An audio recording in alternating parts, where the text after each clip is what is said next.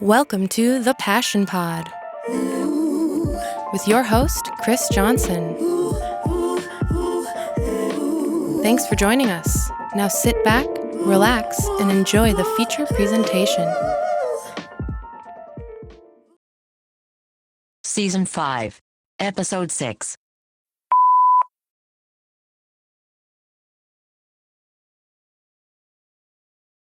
Welcome back, friends. Today we travel to Los Angeles to chat with our most censored guest yet.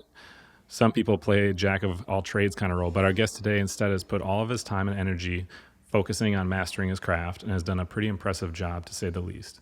A photographer and a visionary, welcome to the show, Cameron Davis. Thank you for having me. I appreciate the introduction. Visionary, I always wonder is it a stretch? But I don't know. We'll find out, I guess, right? But thank you for having me, man. I appreciate it. Yeah. So just to give the listener a little bit of a base, because a lot of times people who come on the show, they're like more well-known than me, but people Sure. who follow me might not follow you. Who are you and what are you passionate about? As mentioned, my name is Cameron Davis, and I am a photographer, and I'm passionate about photography. I mean, art at the end of the day in general, but I guess photography being sort of the key central aspect of that art. You know, I love drawing and painting and all kinds of different stuff, like just art in general. You know what I mean? The beauty of creation, I guess, in all aspects, films and television shows, anything where you're making something. But my specific focus has been photography since I was 18. And here I am now at 33 years old. So that has been my whole life, essentially, in more ways than one. And I can't even imagine doing anything other than that now. What is it about creating art? Like, what is it about art that you're so passionate about? Is it the way that you can tell a story to kind of inspire other people, or like, what is it about it that you love? I think it's a combination of things. So I won't try to box it in because art's hard to do that. For me, it's like I love making something out of nothing. Let's just say a desk, for example, that we're sitting on right now. You know, like somebody made this, right? So there was time, effort, energy, a thought process that went into it. And before that moment happened, there was nothing. And to me, that's incredible that I can take from nothing and then make something from that. And, you know, again, that's up to, people may perceive things slightly different, like, oh, like it's just a desk, it's not that big of a deal. But when you really break down the inception of just how things are made, it's like, wow, that's actually really cool. And so for me, that always spoke to me, just even as a kid. Like I would see, there was a friend of mine that I knew when I was very, very young, who was an amazing drawer. Like this dude can just draw anything. And he would sit down, take a piece of paper, didn't matter what it was, and he would just draw what came to his mind. And sometimes it'd be something super specific, and then sometimes it'd be just like a collage of just different things. And I was like, where the did that come from? Like, how did you even, you know what I mean? And that always stuck with me, and I was like, I want to do that. Like, I just want to do that. And it didn't have to be photography, but the idea of I just want to make something from my head into reality, and hopefully people like it, you know what I mean? And that's the thing. And so that's where it really started. And like I said, it funneled its way, because I did a bunch of different things, you know, and I still do a bunch of different things, but through music, through drawings and paintings and just different types of mediums, I ultimately found my way to photography. And that's where, you know, I found that thing that spoke to me, I guess, the most. Right. And that's where you found your home, where you can spend all that time. Yeah. So how can people best follow you and get in contact? Well, anyone can follow me on Instagram. As of now, that's kind of the home base, I guess. You could check me out on CameronDavis.me. That's also my website, which has you know, all my best work and all my cool shit. Twitter also. I just recently started kind of like putting my effort and energy into making Twitter a thing. It's at Cam's Journal as well. So you can check me out there. And yeah, man, just hit me up on the socials. For the most part, I do my best to try to get back to everyone as much as I possibly can, whether it be thoughts, questions, ideas.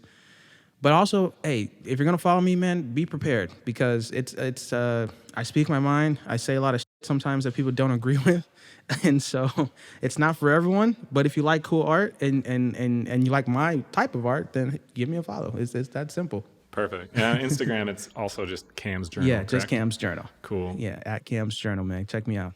So I know you said 18 was really when it like funneled into Yes. photography, but you did, which is honestly kind of late, right? A lot of times these art kids are like super into this type of stuff when they're like 14 and it takes over and they never experience a lot of stuff, I think.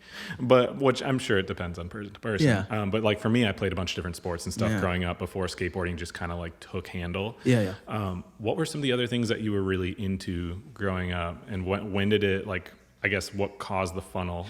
Good question. I guess for me, so again, it started originally just through drawing, and I used to love to sketch. That was just the first and foremost. And uh, like I said, there was a guy that I knew who was a really just talented sketcher. Dude could draw anything, and I just wanted to be like him. At the end of the day, his name was Monk. Funny enough, right? That's his real name, Monk.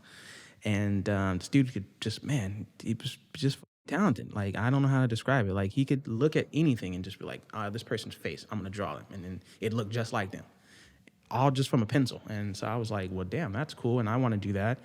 And that's where I started, and then that continued all the way into middle school, into high school, and then as I got a little older, I started to dabble in painting specifically.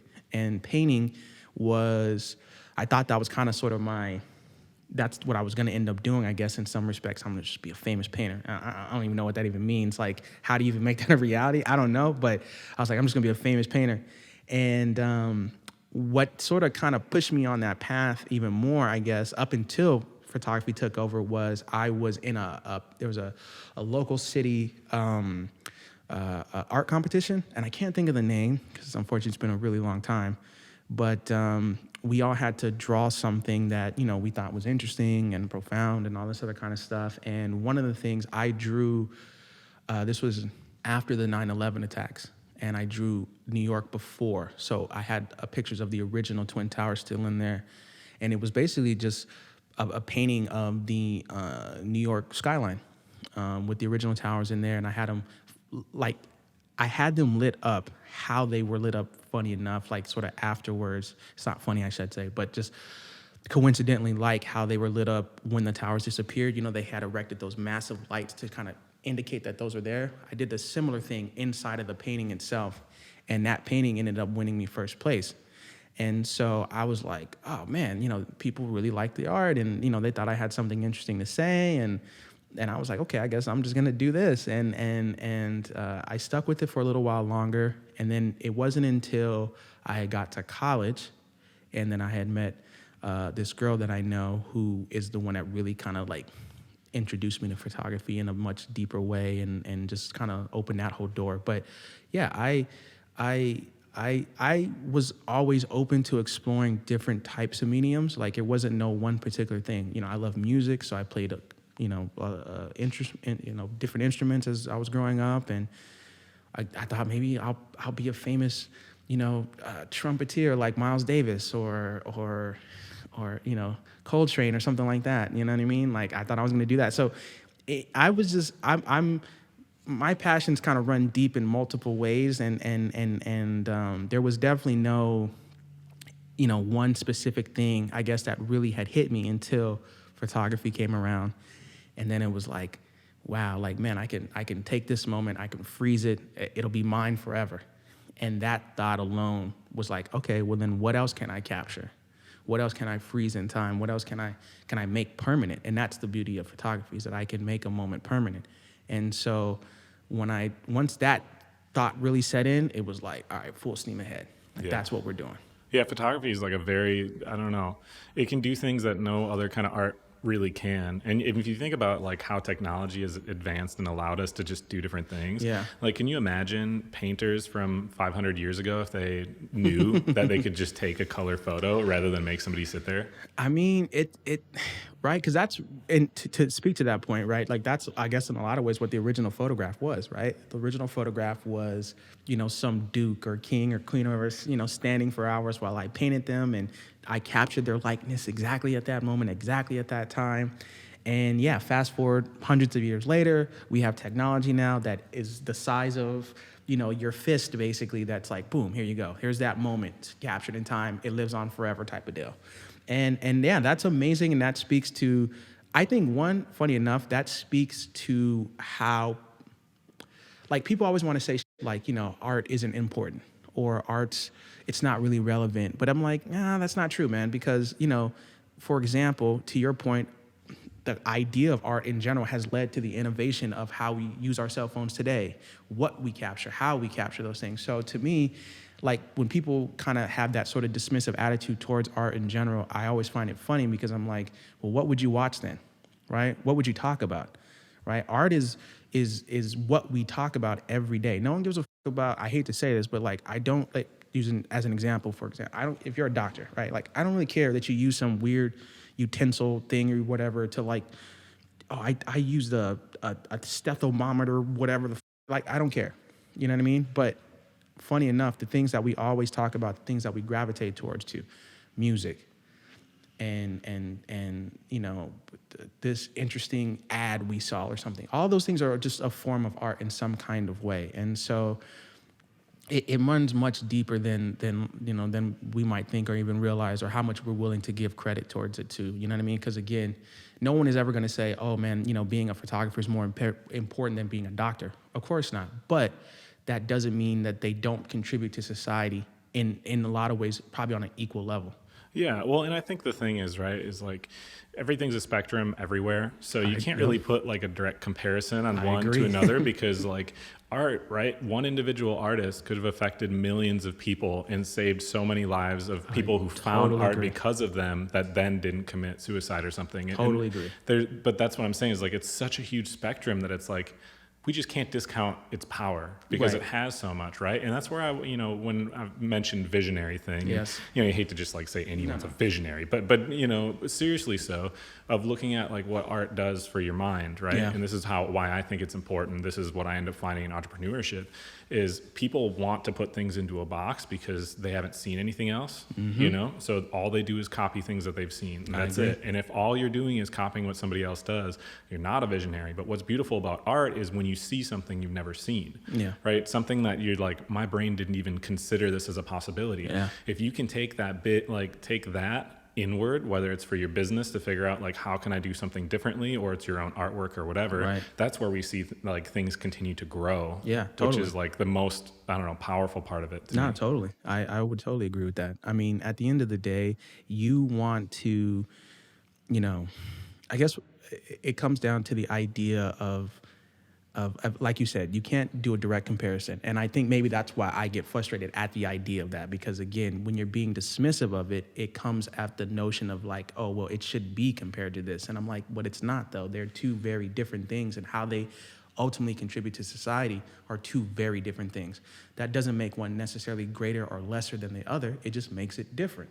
And so if we come to that understanding and that recognition, then you'll have, I think, a much deeper appreciation for art, for photography, for music, for just the idea, again, of creating things in general. You know what I mean? Whether it be you're building a skateboard or whatever, like there's a lot that goes into that, and how that affects everything in society around it is, like I said, it's much more deeper than people want to give it credit towards. Yeah. Well, and even just like on the small level, how important it is to have a creative outlet to make Yeah. you feel good, because On a- that's yeah, sure. usually why you get into Yeah. that stuff. So asking about your artwork, just because I'm like interested. Sure.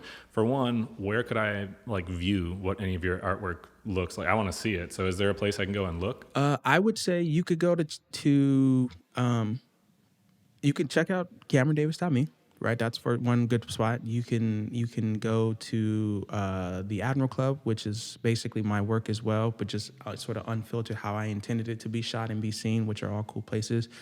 I haven't put out a book yet, and I've been working on one for a while because I wanted to get something physical out there, for people to kind of hold on to. But I'm also one of those people, man, where I'm not gonna lie, as an artist, I kind of get in my own way. I'm like, is it good enough? Is it ready? Oh my God, like, I need more material. What am I?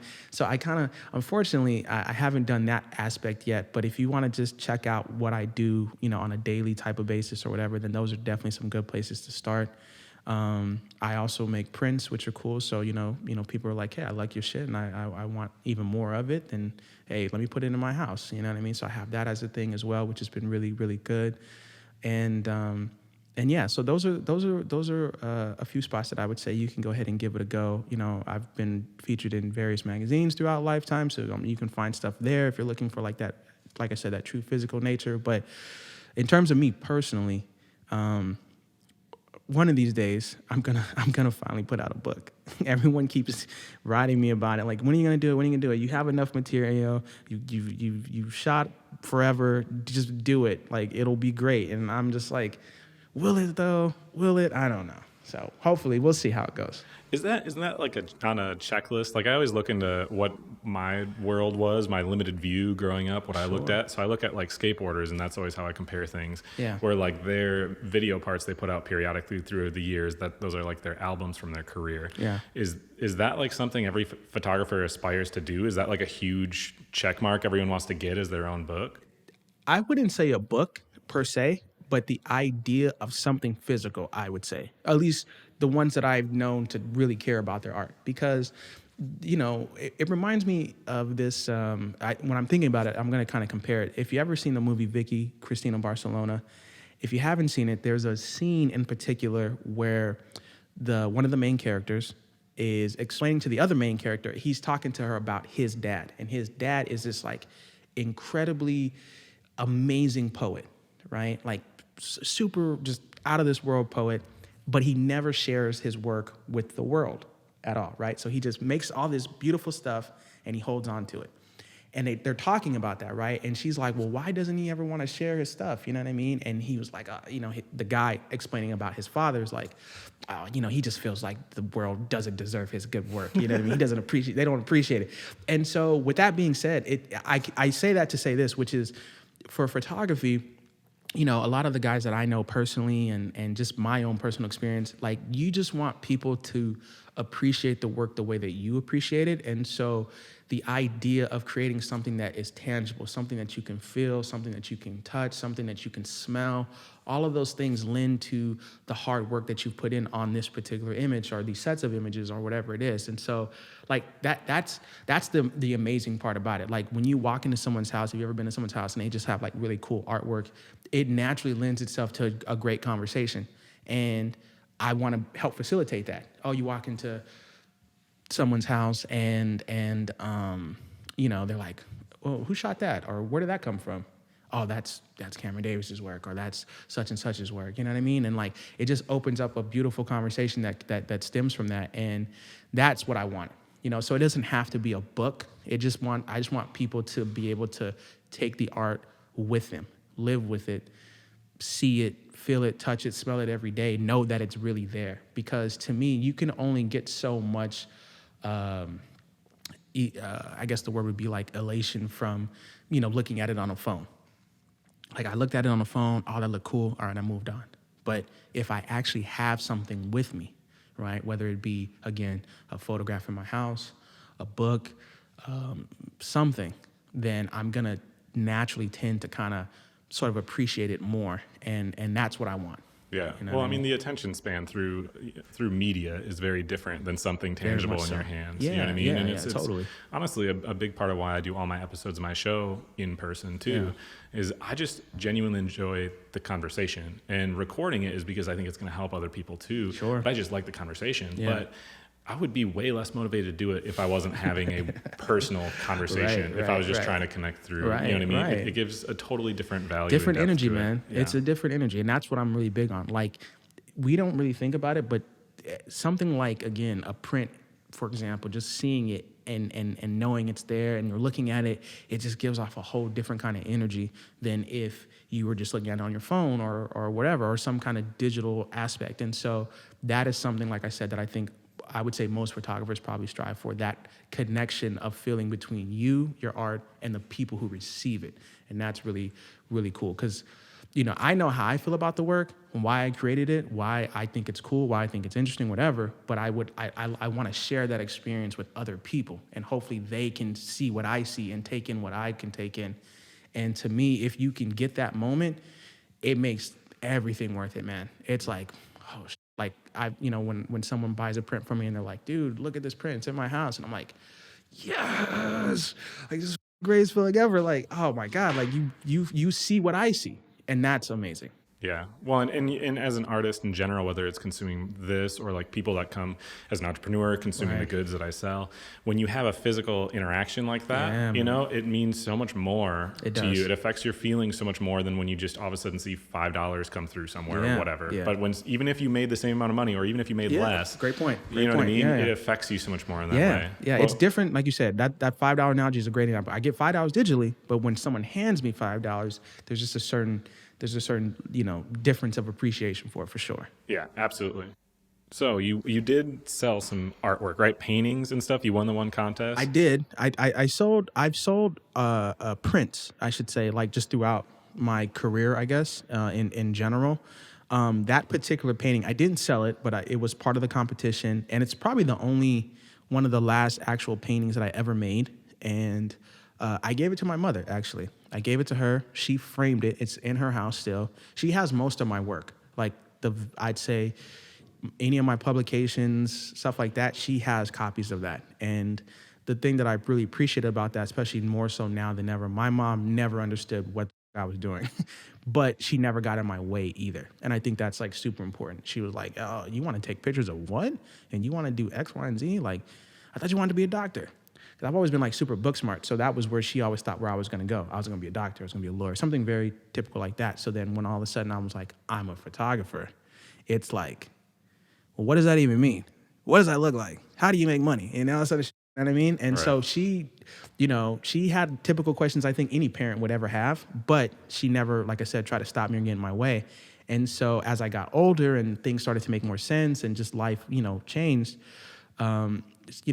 she was like, "Oh, you're published in such and such. Like, okay, send me the copy. You know what I mean? Or send me the pictures or whatever." So she has a lot of this stuff, and like I said, a lot of my early paintings, drawing, sketching, she still has. And like I said, that one in particular where I won that competition, she still has it, and it's a great picture. She even still to this day. I mean, it's nothing, I guess, super crazy, but it speaks to me just because one, it was personal. I made it for myself at the end of the day. I'm glad that other people, resonated with it or found something interesting about it. And I never once thought I was going to win. I just submitted it because my art teacher at the time, which I cannot remember her name, but I know her face like the back of my head. She was like, "You should send this in, and why not?" And I was like, "Okay." And that was it. You know what I mean? But now fast forward to like, I guess, more current times. I sell prints.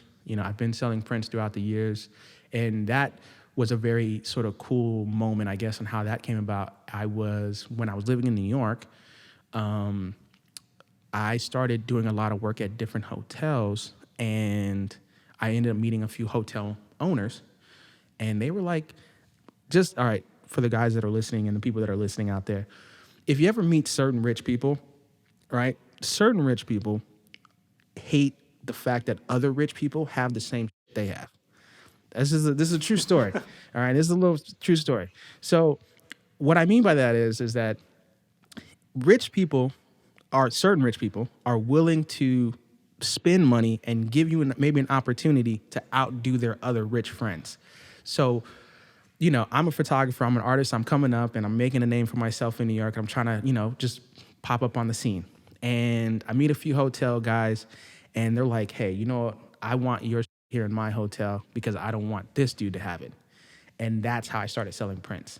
It's a very just funny story, but in the sense that like, you know, it wasn't so much because of even like the work was at the time, especially even like that profound or great or anything like that. It was just solely like, hey, like, oh, I see this other guy's kind of interested in your stuff. Like, how about like you make some stuff for me and I'll just be like one of your regular clientels. And that's literally how it happened. So I started selling prints to a few of these guys. And then from there, eventually that expanded to just regular, sort of everyday people. But I love that. I'm just glad that, again, people wanted my stuff, whether it be in their hotels or in their homes or whatever. So that's a big avenue of even my work still to this day.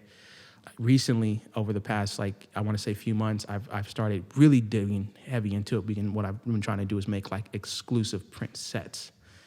And those are like sets that can be purchased. It'll be, for example, like a set of 5 photographs that you can either buy individually, or if you want them as a set, you can buy them, collectively together. And it's been something that I've received a lot of really cool interest on. So Part of my upcoming trip that I have, for example, to Miami is going to be to work on that particular project. And I got some people already, lined up who are like, yo, as soon as they're done, let me know. I'm going to buy all 5. I'm doing this Ferrari set that's going to look so sick, man. It's going to be dope. So I can't wait for people to see it. Cool. Yeah, I'm excited to see it too, man. I mean, I got to look through a lot more of your work for sure. Yeah. But Dude, there's so much. Like, I'm telling you right now, when people, especially if they go to my Instagram, right, they'll look at it and they'll be like, oh man, I just see this, and this. But I'm telling you, one, first of all, I've archived like 90% of it. Like, if I were to unarchive everything, you'd be scrolling all day. Because again, the thing that people aren't realizing is, like I said, is that, I have over 10 plus years, worth of work. And so as of now, I think I've probably shot close to almost like 2,000 people. And that number may not sound like a lot at all, but when you sort of compound that with like, well, how many photographs is that really? It's a lot. And you're like, damn, okay, this guy's been shooting a really long time. And so I have so many iterations of my work, how my work looks now versus how it looked 5 years ago, how it looked 10 years ago, how it looked 15 years ago. It's very different throughout each stage. And so you can see that. And what I love about having that much material now is that people gravitate towards different elements differently. So I get people all the time who are like, oh, I love this like era of your work. And that sounds even crazy to say that because I'm still like relatively young, but in the photography world, I've been around for a while. So they're like, oh, this era, you were doing this, and I really love this. And now I like this. And so I'm happy to have that. Like, I'm thankful that I have that kind of range and that kind of, vastness of work that people can just find something to appreciate. So yeah, man, take a chance and dig through it. You might find some stuff that you'll really like. Oh, I'm real confident that I will. So I guess I want to figure out, because this is really where the big part is. A lot of people listen to the show because they want to be doing stuff that they really care about, right? And you kind of have to make money doing that usually. Yeah. If you want to have it be like a really significant part of your life. I agree. So you're saying you started taking photos 18, 20, like that general range. What did you do for, like, you must have worked, right? So what was like your work situation leading up to all of a sudden making money with photography, and how did that transition into becoming your excellent thing? question. So for me, what I was doing, which I would imagine probably other people have a very similar, process or story. All right. So photography is what I want to do, right? But who am I? That's where I'm at, right? That's the stage. Let's start from the beginning, right? So I want to do photography, but who am I? So there's no name, no reputation, no anything, just a hope and a dream. So how do I support that hope and a dream? Well, I support that hope and a dream by busting my ass and working. So yeah, I was doing a regular 9 to 5, man. I was, at the time, funny enough, I was working at Verizon, and I would take every little bit of opportunity I had. So the sucky part about working a full 9 to 5 sometimes is that it can get in the way of your passion, right? So I'm fresh out of high school, so let me just kind of rewind time. I'm fresh out of high school, and I get this job working at Verizon as a data engineer, right? And I got the job.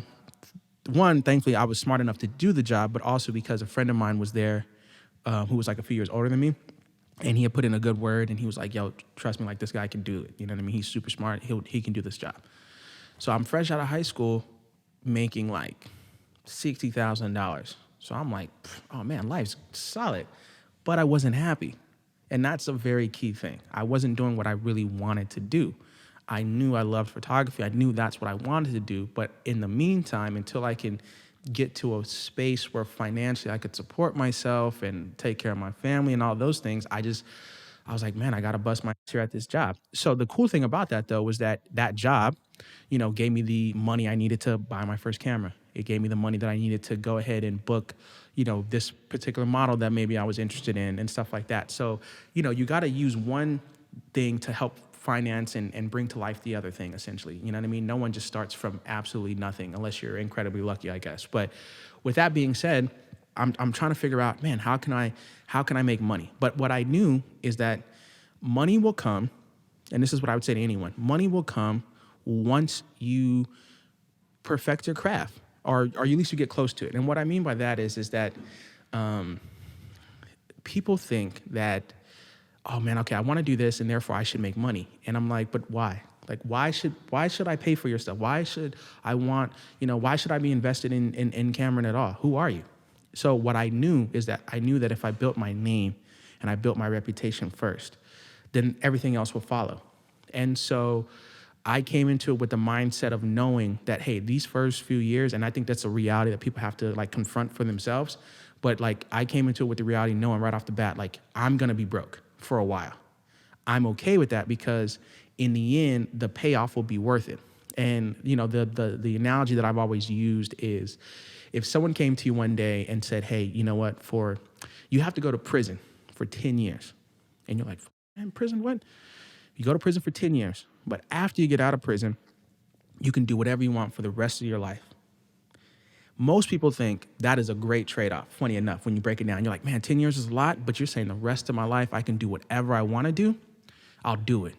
And then the moment comes where they got to go to prison. And then they're like, oh, no, this, man, this sucks. This is way too hard. I don't want to do this. Prison's whack. Like, what? No, I'm good.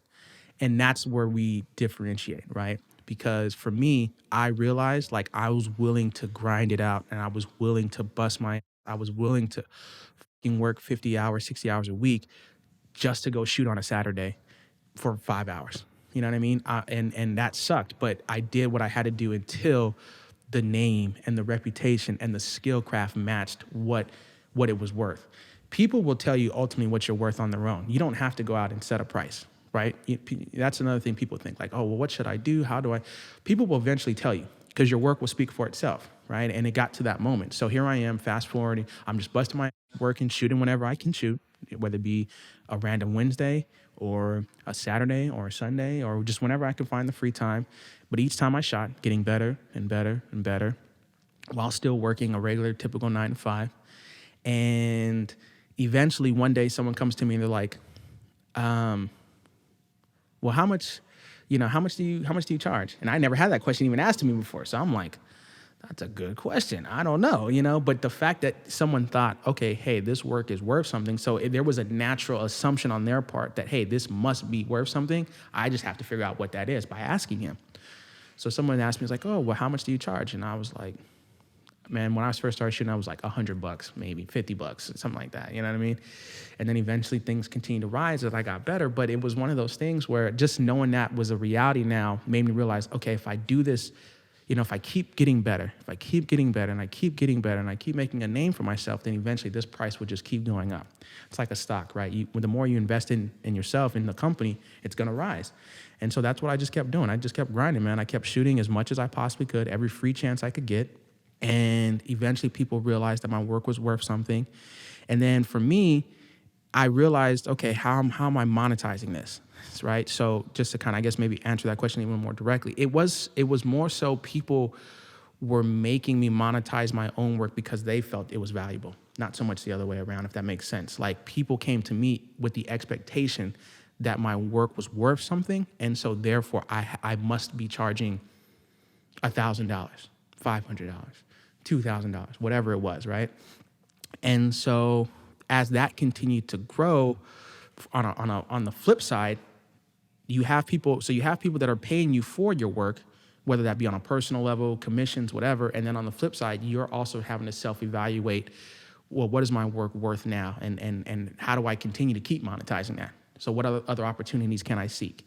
And so at the time when I got into photography, social media it didn't even exist. And so, the pinnacle of where your work could go is a magazine. That was the pinnacle. You're like, man, the moment I can open up a book and see my picture in this page, I've made it. And I was lucky to experience a very brief moment of that. And, I started getting calls from different publications at the time. Playboy and FHM and a few other places that were just like, Maximum and all these things that were like, hey, we'd love to commission you for this shoot. And I was like, okay, cool. And the next thing you know, all of a sudden that went from like one to, one every, I don't know, let's just say a couple months to like once a week. And then I'll never forget the day I'm at my job and I'm sitting there and I go to my desk and I'm like, you know what? I don't need this shit no more. I'm out of here. F it, you know what I mean? And I quit. And I would say I wasn't quite 100% maybe where I wanted to be. So what I mean by that is every person has their own risk tolerance. So just to kind of help put everything completely in perspective, I quit a job, right, that was giving me like $60,000 every year, steady, stable, consistent. And I put my eggs in photography. And at that time, let's say I was making maybe like 20,000 off of photography, just use that as a number. So that's a huge discrepancy, right? From 60 to 20. But I figured, okay, if I'm making 20 now, and that's not even with me committing, even a third of like my actual time to this thing, imagine what I could do if I put all my efforts into it, right? If I put a whole 100% of my time into it, I can make that, that 40,000 back and some. You know what I mean? If I really put the time and effort and energy into it, at least that was my mindset. Now, that's not what happened. So I quit my job. I dig deep into photography. And again, consistent, but not consistent enough to make up the difference. So I actually had to go back and get a second job, a part-time job. But what I realized is that I needed another job to help sort of supplement things in the meantime, because I'm making a little money from photography, but not enough. But I also I can't have a job dominate my time. Because if you're gonna build anything in life, it doesn't matter what it is, photography, a business, you have to commit time to that thing, right? So my issue at this point wasn't skill set, it wasn't effort, I just didn't have enough time. Like literally, I didn't have enough time to dedicate to this thing as much as I needed to and still do this other stuff. And so I had to find something that was a little more flexible. So I started working at Enterprise. And Enterprise allowed me to work part-time. And that was huge into what became the future development of all my work and everything that proceeded forward, because I only had to work, at the time, it was 3 days out of the week. So there's 7 days in a week. I only have to work 3 days. So I got 4 full days now that I can dedicate to this thing that I truly, truly love versus, when I was working at Verizon, maybe once every couple of weeks because I was working that much. And so that is a huge difference. And I've told many people this throughout the years. If you want to do anything in life, you have to dedicate time to it. It's just that simple. There's no way you can grow. You can't be a great filmmaker. You can't be a great writer. You can't be any of those things if you don't do those things. It's just that you have to sort of practice what you preach, I guess, is the best example I can give. And so, yeah, with that being said, I am, now, okay, cool. I'm working part-time. I'm still shooting. I'm dedicating more time now, which is now giving me more opportunities. And that more opportunities is putting more money in my pocket. So eventually it gets to a point where it starts to kind of sort of self-finance itself, essentially. And I was able to quit Enterprise. And this was now 6 years in of my photography journey. So for all those listening out there, I didn't make money until I was basically 6 years in. So this goes back again to sort of my 10-year prison analogy, right? Like if someone was like, hey, for this amount of years, you're not gonna make no money. But if you stick with it and you grind it out, you'll be able to make this amount. Or you get to a space where you feel comfortable, whatever that is. And I did it. And so then eventually, man, my little dream became my own reality. And that is one of the best feelings of accomplishment you can ever have. You know what I mean? Taking something that again started as a passion, started as just a side project or whatever, and make that your thing.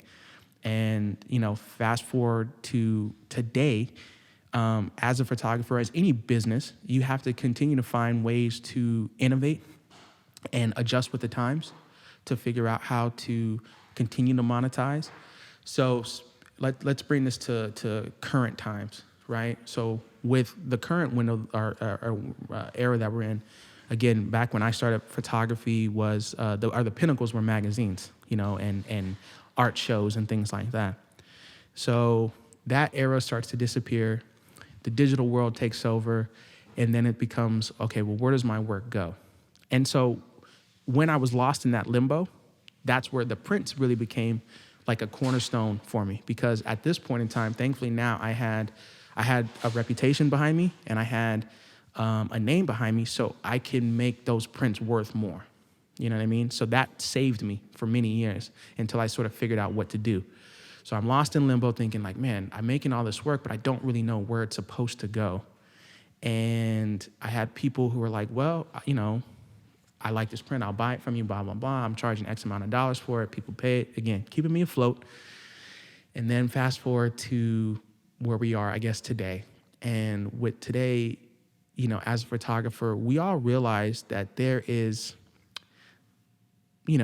content is being created that's worth, again, whatever people ultimately want it to be worth. But there's an audience for it that's willing to pay for it, right? So you have models, photographers, artists in general, whether they're music, comedians now, like all kinds of people who are realizing like, hey, we make all this really cool stuff. And if you want to help support that cool stuff, this is a place that you can do that, right? That whether that be through like OnlyFans or whether that's through Patreon or some other kind of paywall situation it is that people are using, or just any other kind of subscription-based type of deal. And it's funny because that model has been around for a long time. It just went away for some reason. Like the idea of paying for content that, you create, I create, whoever creates, that's been around forever. People pay for subscriptions every day, but for whatever reason, art was kind of left out. And it's like, well, why? Right? Art is just as valuable because, again, it's what you perceive it to be. So why shouldn't someone drop $5 every month to go check out what you're doing? Help support whatever it is. So I amassed this audience on IG, who thankfully supports me, who's been around forever. We're talking 10 plus years now. Some of these people have been with me. It's crazy. And, I say to them, hey, I want to be able to create a place that's, a home for my work, and a place that, if you want to, think of it like a really dope museum. I've been to some really cool museums, right? Like some of them just have some of the most amazing artwork and incredible things. And I was like, hey, I want my work to be viewed in that same way. So here's a space where you can go to do that. Check out my work, support it if you like it, and we can build from there. And through that monetization of the audience, it's allowed me to continue to, do what I love first and foremost, and also allowed me to even grow it even beyond what my own expectations were. Because when I was, for example, when I was waiting on a check from this magazine or this company, that was a limitation of what, they wanted, right? And what I could do, right? But if I'm able to take my own audience and build the things that I want to build, and we're basically self-financing that, you can make anything you want a reality at that point. And that's amazing because right now I can say, hey guys, like, I can go over here that through the support and the financing of the people that really rock with me, I can take what they've given me and make even cooler, better for them. And it's not predicated to this company or it's not tailored for this thing. It's solely for me, my audience, and what we like and what we want to deal with. And that's cool. Yeah. Well, I mean, we're just in a totally different space now. Yeah, man. With we're in control of our own destiny in a way that like we never really were before, because you had to work through different sources. And so there's a couple of things, like obviously that was a long story. So there's a lot of things I'm to sorry about touch. that. No, Sorry, it's guys. all good. But for one, I really enjoy that you talked about how it took 6 years to make money on things, because a lot of people aren't willing to do that. Yeah. What you need to do, I think, at least this is how I view it, is there's a reason they taught you to write an outline for an essay when you're a kid.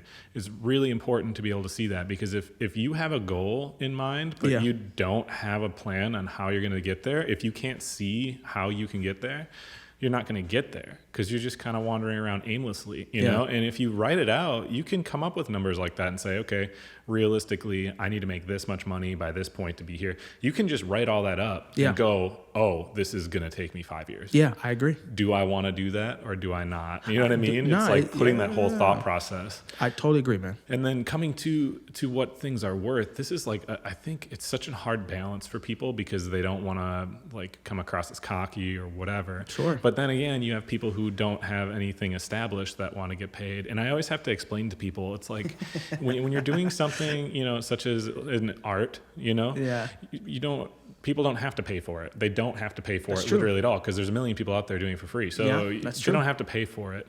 You are only worth what people are willing to pay you, which there's a lot more that goes into it than exclusively the work. It's how you handled yourself. It's how you market yourself, like all those types of things. Man. Yeah, so very true. You have to get your stuff out to people by being confident enough to like say, this is cool, I want to put this out to the world. Then you have to try to not sell yourself short by offering, you know what I mean? By actually accepting what you are worth. But you have to make sure that you're not over asking either. You have to try to find that zone where you like are confident without being cocky. Yes. It's a balance. And listen here, guys, it has to be good.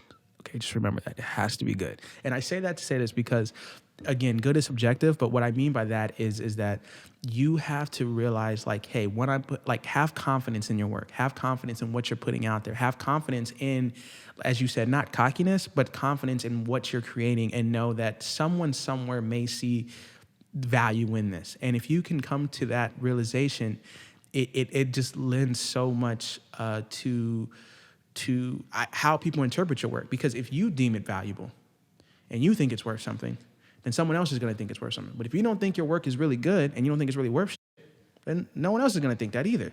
So, for me, it's one of those things where it's hard to pinpoint, I guess, a specific moment per se. I'm like, this is valuable. You know what I mean? Like using that word to sort of kind of contextualize this whole thing. But it's one of those things where I knew that I wasn't putting out crap anymore. How about that? Like it was a moment where I was like, comparatively speaking, year 1 to year 6, you could see a clear difference in style. You can see a clear difference in technique and progression, detail, all those little things. And so that difference, for whatever reasons, people along that journey also saw that and was like, I see this now and I want it. Yeah. And to me, like I said, that was just, it was a while. It was a grind, man. And it's one of those things where, again, no pun intended, but it's like, if it's your passion, you're going to do it. Because the thing about shit that speaks to you on a passionate level, you'll do it for free. Photography was never meant to be something that I did for money. It just, money came with it, which was a beautiful aspect of it. But it was not, I do it for free because I just loved what I do, how it made me feel, and the experiences that I took from it. But, to me, if you're doing something genuinely, everything else is going to work itself out for you. You got to be genuine with it. And, more times than not, if I'm being frank, like I meet a lot of guys and girls as well who, getting into photography or just getting into arts in general because, they see their friends doing it or just, that's what social media is portraying, but it doesn't really speak to them. You know what I mean? And that's part of the reason why it never ultimately materializes into the type of success that you want it to be. Because again, if you're doing something that you truly care about, you're going to find a way to put all your effort into it. You know what I mean? Again, I knew that I was in photography for the long haul. So to me, 10 years didn't seem shit, comparatively speaking, if I get to do this for the next 50 years, 60 years, 70 years, so on and so forth. You know what I mean? Right. So what's 10 years? That's a drop in the bucket, in my opinion, compared to what I could do if I just stick with it. And that's what I did. And so, yeah, it takes time for anything, you know what I mean? Years. But those who grind it out are the ones that ultimately materialize their dreams. And those are the ones that we end up talking about at the end of the day, right? You'd ask anybody. No one you can think of that's remotely successful in any capacity has like, I just woke up that way. They all have a really cool story. They all have like, yo, man, I spent nights doing this. I did this. I always think about the dudes who created Google, right? And I'm like, everyone kind of roughly knows their story, but you just keep thinking, right? Like, their was in a garage. And I'm just like, yep. Like, that's where it starts, man. You got to put the hours in the basement in at the end of the day. And, if that is something we all can do. Like that's the cool part about it. So it's not something like, oh man, he's just this special or she's just this special. Like nah, man, it's just effort. It's the only difference between you and the next person. How much effort you're willing to put in. And to me, if you put in any kind of effort, you'll always achieve what you want to achieve. Well, and if you, like you said, you constantly grow, right? So if you just like focus and remember, hey, if I actually do my best each time, not just happening things because you get better at time, but if you actually do your best every single time, the progression will be much more noticeable. Much more. You're gonna be doing really well in a short period of time. And when you're doing something that you're really passionate about, I mean, it is like important to remember, like in order to have this just come to fruition, a lot of people are passionate about photography. That doesn't mean you just go take photos and it's going to work out. Like I was very passionate about skateboarding. That doesn't mean I can just go ride a skateboard and get paid to do it. True. You have to be willing to look at like, okay, how can I get into this space? Because life is about the pursuit of happiness, not money. It's the pursuit of happiness. Money sometimes has to be there in order for you to live. So it contributes a little bit. But in general, you go, how can I get closer to this? How can I get closer to like the ultimate dream thing? Yeah.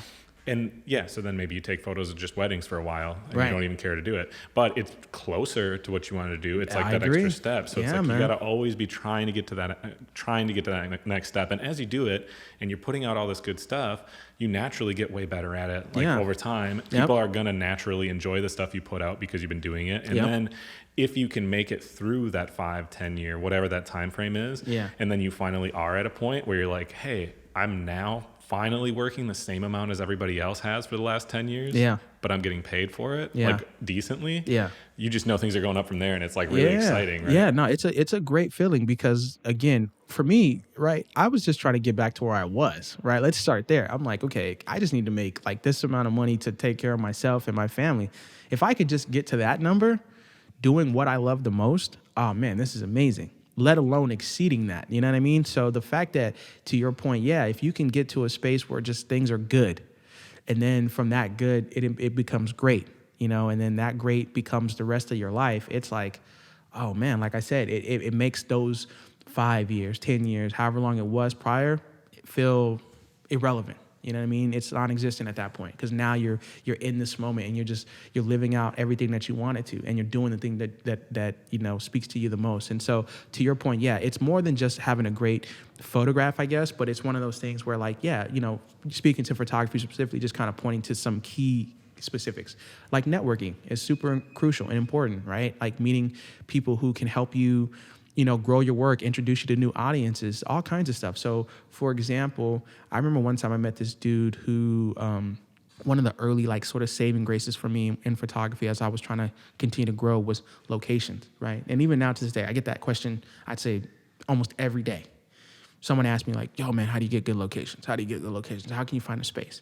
And I remember, you know, attributing that specifically to like just networking, right? Like meeting people, talking to people, and them getting to know me. And what I realized is that through conversations that I end up having with people more times than not were willing to invest in me, even without me asking per se, just because they saw the vision of maybe what I could have been or what I could be. Like they would meet me and someone would say something like this, and this is not even, you know, no pat on the back. This is just like a true story. Like people would be like, dude, man, you know, I see you're really passionate about what you're doing. Like, I just want to help you, you know, like they would lend to that creativity. So I wouldn't be where I am today without those types of people in my life.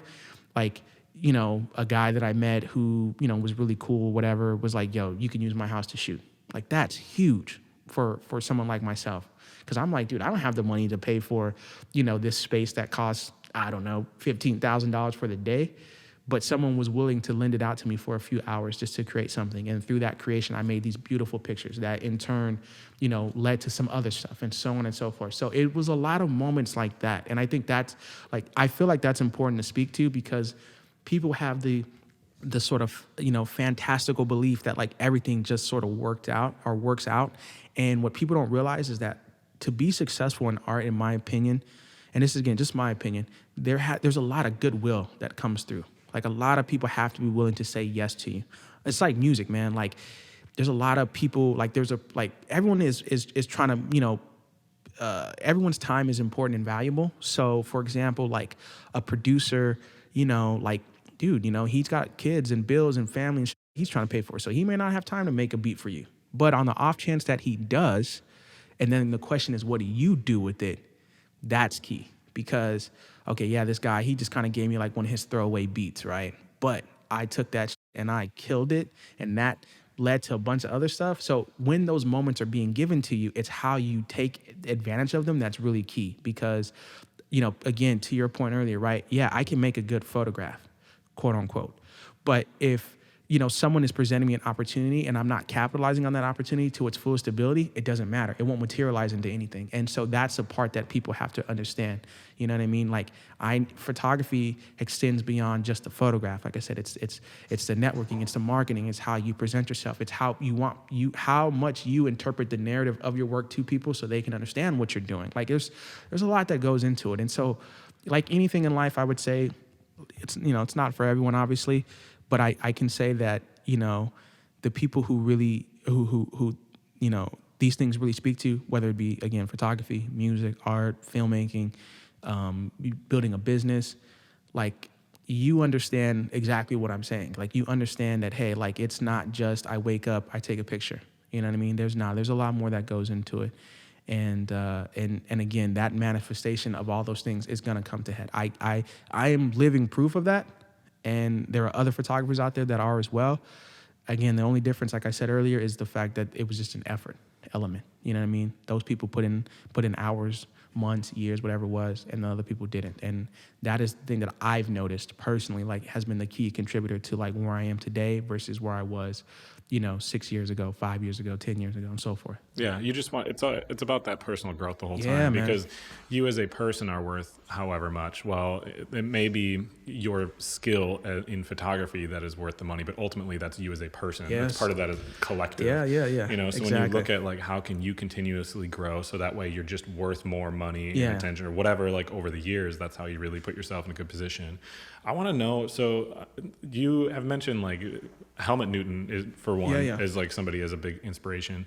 But then you put some other ones out there, and I'm guessing a lot of people listening don't know who these people are. But the inspirations, at least the ones I was looking up, were very different. You had stuff that was like landscape stuff. You had stuff that was like very much portrait stuff. Yeah. Can you describe for one like what Helmut Newton's work was like and why that affected you? And then can you kind of paint us the picture of what does your work look like? People who right now are just trying to envision kind of like where your zone is. Okay, so yeah, Helmut Newton, as everyone, or I shouldn't say everyone, but as a lot of people either are gonna know or will learn eventually, has been and will always be a huge inspiration and foundation to my work. I never ever will say anything otherwise. I think he is the greatest photographer ever, and his work spoke to me because at the time, especially when I first discovered him as an artist, right? Again, I'm young. I'm 18, 19 at the time.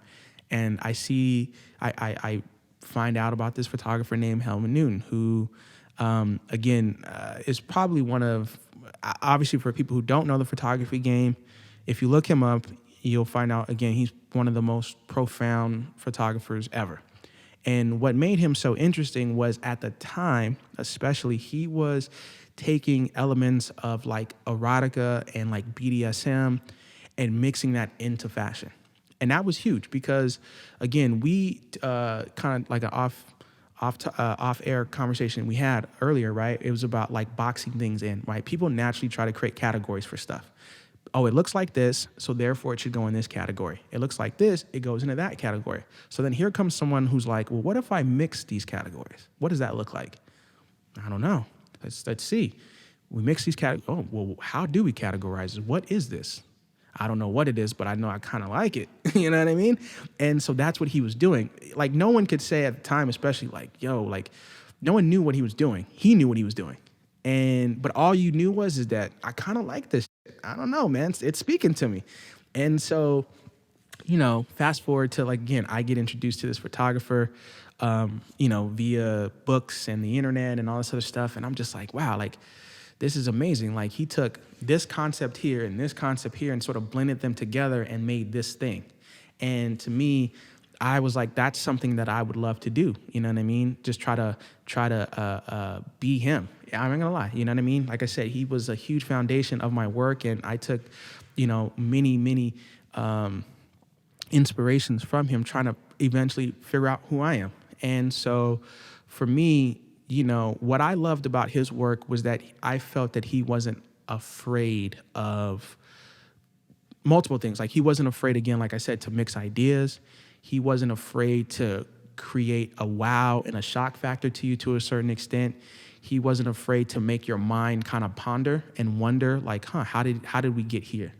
And I think that's really powerful because you can look at a certain photograph and in some respects feel like it's very predictable. And with him, I never knew what I was going to get. And that to me is a kind of a cool element. Like every photograph sort of felt different and new and just like, well, how did we get here?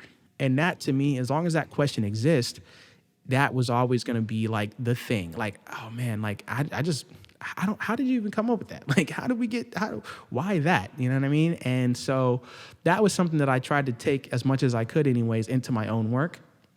And so my work today, stemming from back then all the way up until now, has been always about just the beautification of women. And I use that word, it's probably not even a real word, but I'm just gonna make it up today.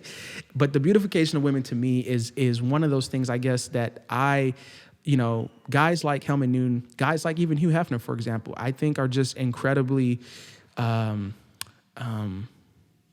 insightful into how they perceived women from the male perspective, first and foremost, but also how I think they have in many ways changed and helped the perception of how we define women.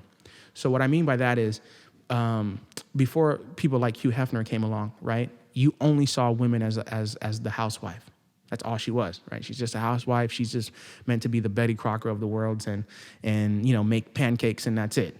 And then here comes Helmut Newton, who's like, all right, and Hugh Hefner and guys like that who are like, no. She can be more than that. She can do those things, but she can also do this too. And to me, that expands our viewing of the world, right? These people help expand how we viewed the world, and that is super cool. So here I am today trying to continue to do that same thing. I take their legacies and I try to run with it as much as I can, because I never want anyone, whether it be myself, people around me, to look at me only sort of one-dimensional. And I don't want women to be looked at that way. And so my work is that. It is me trying to, in my own way, trying to take women that I know, that I've met, that I see, and give them an opportunity, or create an opportunity, I should say, that opens up a different dimension of who they are. And that to me, whether you see that is irrelevant, but that's what it is. And that is something that I think is just amazing. You know what I mean? Because like I said, I know mothers, people have kids, wives, so forth, who they are those things, but they are also this other thing. And my avenue allows that opportunity to exist. And to me, that's dope. Like the gratification I get from a lot of the women that I work with in the end is super cool, because they're just like, man, like I didn't see myself that way. And now they're seeing themselves that way, or knowing at least that that's a possibility through my work. And to me, that is an amazing feeling. So yeah, my work is dedicated to, like I said, just the beautification of women. And so it's about, all the beautiful elements of women. Like, what do we love about women, right? We love their hair. We love their body, right? We love the way their nose looks, the way their calves look. They got really nice legs and all those different things. There's nothing wrong with that. We shouldn't, and it's not even on no sexual shit, right? It's just, I think that looks cool. I think it looks pretty. So here comes somebody along who's like, hey, I can make those things that we all love and like, and just make them look pretty in a photograph. And so because of that, people, when you think about my work, you're going to think about all of those things. You're going to think about, this guy is taking all these things that I already love about these people, this woman, this girl, whatever, and he's just capturing it in a frame. And it's really that simple. You know what I mean? At the end of the day. And because of that, it's opened up a lot of different avenues for me and a lot of different doors. But yeah, I think that would be the way to, I guess, in some respects, kind of describe the work, if that makes sense. Yeah, no, absolutely. I think you painted it well. So the beautification of women is what you do. Like I was kind of talking about way earlier, people, they're like their own brands, and they're completely in control of what they're doing, and nobody else can deviate away. Mm-hmm. Where does income come from for you? Is it still something that you mostly get hired by people and then they pay you for ones that they use in prints and magazines on other people's websites? Yeah. Or like you were talking before with subscription, is your mind totally focused on your own thing? Is it a mix? No, it's a mix, actually. So for example, a typical week, right, may look like I'll get, I don't know, 5, maybe 6 different people who reach out to me who are like, hey, I'm looking to create content for my own site. So let's start with that, right? Let's say a model reaches out to you and is like, hey, I'm just looking to create material for my own site, right? Whatever that is. And that could be whatever they want it to be. And that's one way. Another way would be, again, a magazine, right? So there's a few left out there. Penthouse, for example, has been like a huge partner of mine over these past couple of months. In particular, they reached out to me and was like, hey, we'd love to commission you for some work pieces, right? So the way their situation works is pretty cool, because I have, you can run with them 2 different ways. So they can either, in some instances, for example, they will reach out to me and say, hey, we want you to shoot this specific model. And so they'll pay me a rate to match that particular thing, because it's not 100% my own. On the flip side, for example, let's say I've shot some material and I just have some stuff that's kind of lying around, and they're like, hey, we really like that piece. We'd like to run it as like a feature. We'll pay you for that. right? Now the price difference may be a little different, but the cool thing about that is that you're still getting usage out of the image beyond just sitting on your hard drive. So those are a couple different elements, right? So we have those two elements there. Then on the flip side, again, if you're doing your own thing, right? If you're building your own website, you're building your own subscription type of base or something of that nature, then that's also another avenue in which you're creating your work or generating money from the work that you've created. And so you combine all of those things together, you can do pretty well for yourself. If you're monetizing your base properly and you're combining those different elements. So it's not a singular, thing. It's not a singular one way, oh, I'm only doing this and that's just how I get paid. Like, that's not how it works anymore. Now more so than ever in the current era that we're in, you have people who are monetizing their audiences via social media, whether it's through Twitter, Instagram, TikTok, whatever it is. And we're all creating, as what you'll see a lot of or hear, or what you already know is, a lot of like exclusive content or things like that, things that aren't just readily available. And so that's not predicated on being, anything that's explicit or anything. It's just exclusive. Like, that's literally what it means. Just something that you just can't necessarily see somewhere else. And so, a lot of people hire me out to do that specifically. Hey, I just want to create some really, really good, for, my audience that can't be seen anywhere else. And you do that enough times in a week, you can do all right. You can do all right in life. So that's a big part of like today's current monetization of my work, in conjunction, adding all those things together. Again, Prince also still being a part of that element as well. And then it's just a rinse, wash, and a repeat. It's a repetition of those things. So let's just say in my typical week, I get hired by 2 people, I get 1 commission, and I get 1 print. So that's 4 different things. And then I need to take that and replicate it week after week after week after week. You do that, then all of a sudden you're like, oh, this is my full-time job. This is what I do every day. And that's where I'm at now. Yeah. Well, I mean, so this is one thing that you always hear people say is like, it's all about who you know, which I think is true to a certain degree. It's about who you've worked with in the past that is familiar with you and wants to work with you. Right. So it's a collection of things, right? When you're talking about personal growth, when someone hires you, it's probably 95% because of the photography, right? Or whatever the percentage is. Maybe it's 60%, whatever, but it's a percent because they like your work. But there's also a percent because they just like working with you. And then there's a percent that they just want your name attached because they believe in you and they want to support you. Like, there's, a plethora of reasons why people work with you. I totally agree. But so this is the tough part, right? Is you don't want to have an ego, but you have to have some kind of an ego, right? Because you have to believe in your own work. Yeah. When you're working in your zone, with nude photography and stuff, I feel like it's even a harder line to try to like balance. Yeah.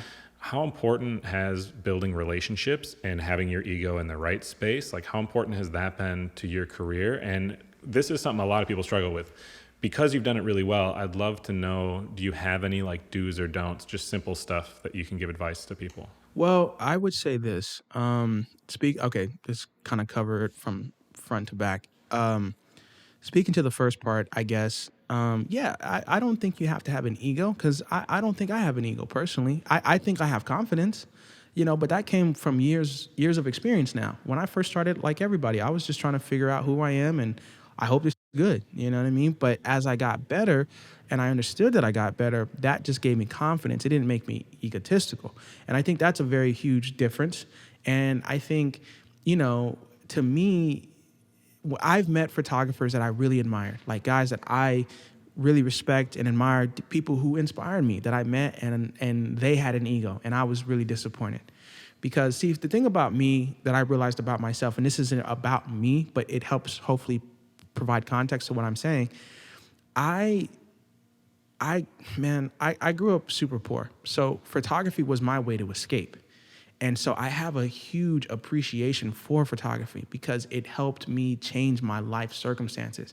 And when you have something that can do that for you, you never want to do anything that's gonna disrespect that, right? Like, without photography, I'm not here today. I'm not doing what I'm doing today. So I honor that and I respect it. And some people you'll meet throughout life in general, it doesn't have to be photography, but just some people you'll meet in general, they feel like this was always meant to be. And I never felt that way, and I don't feel that way to this day. I can wake up tomorrow and be dead. And this is all over. And that sucks. Or I can wake up tomorrow, still get to do what I do, still love creating, still doing all these amazing things, and appreciate that even more. So I have a deeper appreciation for art every single day because I understand that it's finite. At some point, it's gonna end. And I think the moment you have that like reality set in on you, the ego's out the door because you're just here to create at that point. You're just here to love what you do. And that's a great space to be in.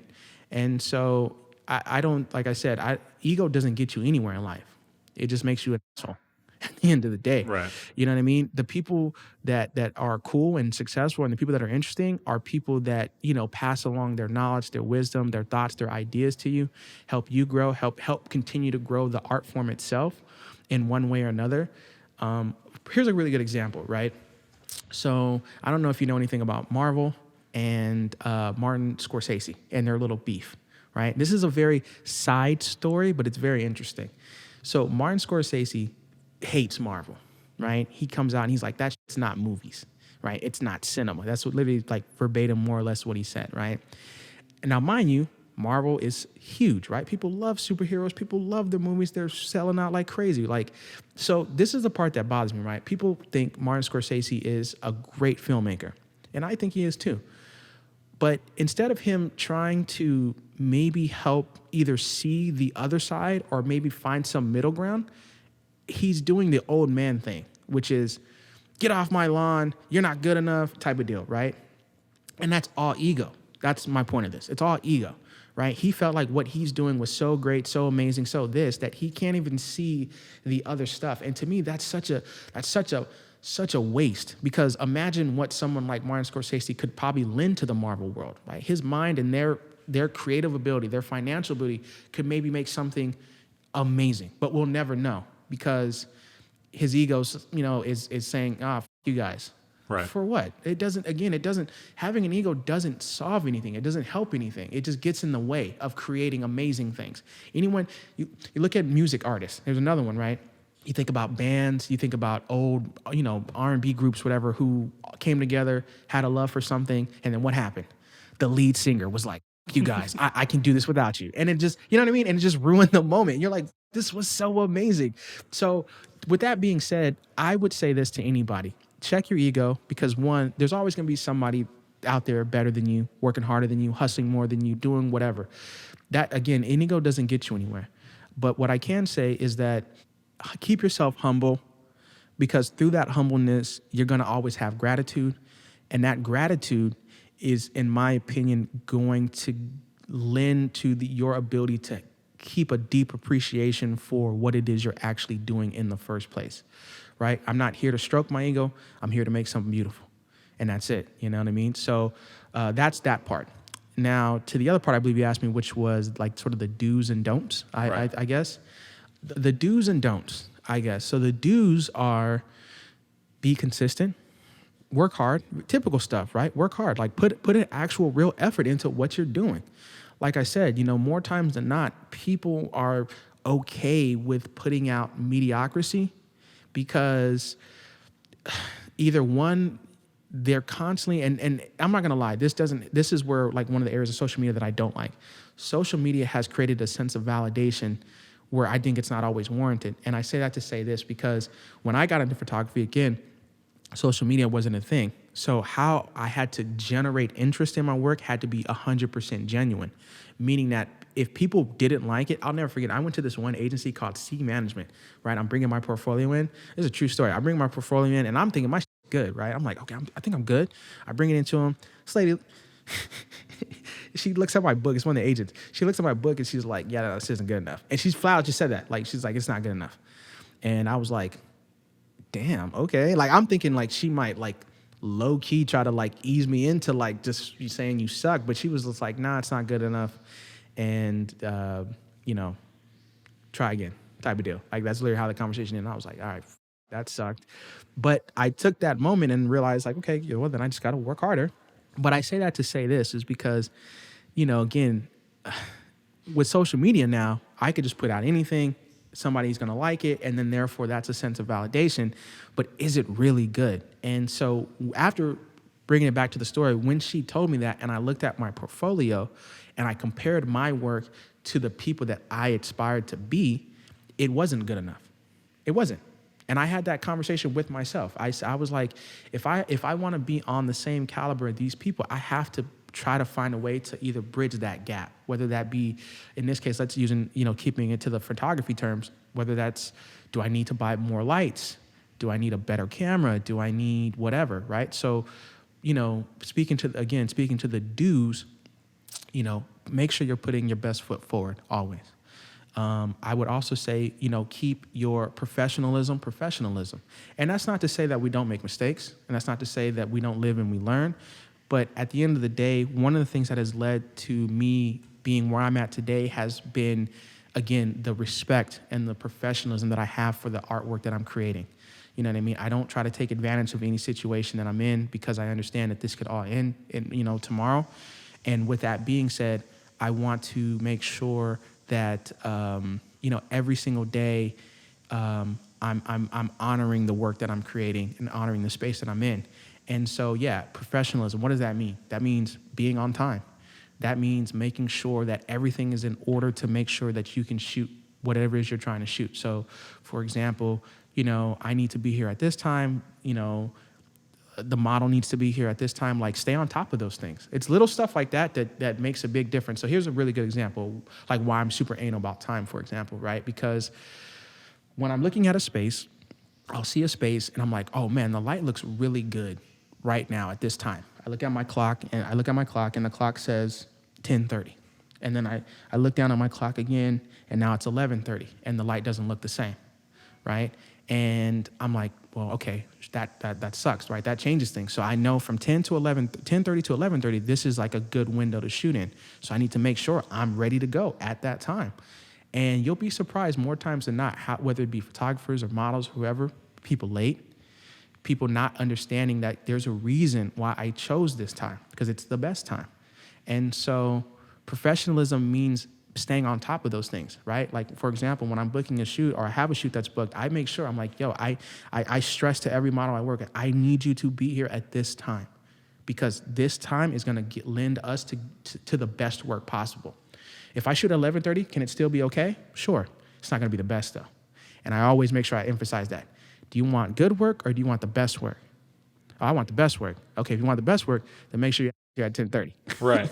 Well, and like I said, that comes down to like the conversation of you want to work with certain people, right? And if your work is being compromised because of other people, right, you're not going to be calling them again. Yes. You're going to find somebody else because there's going to be other people to work with. And so, yeah, it's a two-way street, right? So same thing on your side. Again, if you as a photographer are not being professional in any respects, trust me, you're not getting a call back. It's that simple. And so, for me, like I said, I've been very lucky and very fortunate that, I've done my absolute best to always try to maintain, like I said, a good standing and a good reputation with people. And so, people are saying, hey, I worked with this guy, you should work with him too. And you should work with them, and so on and so forth. And that is huge when people can speak on your behalf. You don't have to even speak for yourself anymore. That's a great space to be in, when people can say, hey, this person is worth like your time, your effort, your energy. And that's not you. I'm not having to go out and sell and pitch you on why you should work with me anymore. It's people doing that for you because they believe in what you're doing. They see what you're doing. Like, I see what working with this person is going to get me. Right. Well, it's about looking for like what's mutually beneficial, right? People you want to work with that they're going to want to work with you. Like, you get in this beautiful, positive, uplifting cycle that you're getting paid, but people are getting the things they want. Right. And everyone's just like winning. So that being said, I can see what you're doing, but I want to see. So if after this now everyone goes to your IG and follows you and just sees things, what can we expect to really be seeing and hearing from you? I know a lot's up in the air because we're still, quarantine, COVID's really affecting a lot of people's stuff. But what are you currently going to be coming out with or hoping to? Well, what I'm trying to really focus on right now, I guess the first and foremost is really, really growing the Admiral Club. Now, what is the Admiral Club? The Admiral Club is what I would call a safe space for my work. And the reason why that's really important to me to grow that is because not only does it lend itself to me creating bigger and better projects and just more opportunities, but I truly believe right now art is under attack, right? You said it earlier, censor. right? Censorship. And it really is, right? My work is and the type of my type of work, I guess, or however you want to classify it, other photographers who are similar are just in general, we're finding ourselves, I feel like, being sort of under attack for creating art, which I don't get that, right? Because again, I'm not hurting anyone. I'm literally not doing anything other than, in my opinion, enhancing your boring life. So the fact that I'm doing that, but yet I'm, in some respects, I feel like I'm being punished for that. I don't get it, right? So what does that look like for artists in today's current time period, right? Whether it be through IG, Twitter, whatever, spaces that are not really our own. And that's where I'm at now. I'm on the idea of creating spaces that we can curate ourselves, that we can own ourselves. And through that ownership, you can possibly monetize. Not saying you have to, but that's an option if you want. It's not predicated on if someone else wants, and that's the beauty. And so to me, platforms, whether it be OnlyFans or again, your own paywalls, whatever it is, those are really important that I think we continue to grow and help grow, because not only do they help feed your family, they help lead to bigger and better ideas, but they're spaces where you can create your work the way you intended it. And that to me is the ultimate luxury. When I was coming up, everything that I was doing, especially when I was doing anything commercial related, always came from someone else. And I hated that because it's always a tug of war. It's always what they want versus what I want. And if we're lucky, we can find some kind of middle ground, right? But what does art really look like when it's uninhibited by someone else's vision? Right? And that's what you're seeing through the Admiral Club now, right? You're seeing what my work is like without someone else telling me what it needs to be, what it should be, what colors I should use, what it should look like. Oh, well, why'd you shoot this way? I don't have to answer any of those questions anymore. Now it's just, oh, this is 100% Cameron's vision. This is 100% his way of looking at the world. And so to me, I want to make sure that space grows as much as it possibly can, because in my opinion, that is what's going to save art in general. And like I said, it's not a photography thing. Comedians I know, photographers, musicians that I know are all trying to find a safe space for their work that's not being inhibited by someone else. And to me, I think that is, if art is going to survive, it's almost like Netflix. That's the kind of thing I guess I appreciate about, right? Netflix is kind of like a safe haven for everything now, because if I'm a screenwriter or a director or whatever, I want a place where I can go where they're going to let me create what I want to create. Netflix is letting that happen for the most part, as far as I can tell anyways. And so, the Admiral Club came from, just real quick, it came from all my time flying, going from one place to another, and, American Airlines. Hopefully they don't sue me. American Airlines, has their thing called the Admiral Club. And I spent a lot of time in there. And the reason why I spent a lot of time in there, because again, I'm waiting for a flight or whatever. But during that time in there, I was always thinking about my shoots. So that's kind of where the name came from. Like, I'm always thinking about what's the next shoot, what's the next space. And I just love the idea of it sort of having this exclusivity aspect to it. Right, because you don't just get, if you fly on American Airlines, you don't get to go in there for free. You still have to be a part of it, right? So there's an investment. It's almost an incentive to fly with American to a certain degree, right? Because it's like, oh, I fly with American, I get to go over here too, which is really cool. So if you get to fly with Cameron, you get to come kick it with me, then you also go to this place and you get to see this work, how it was supposed to be, how it's intended to be seen, why it's this way.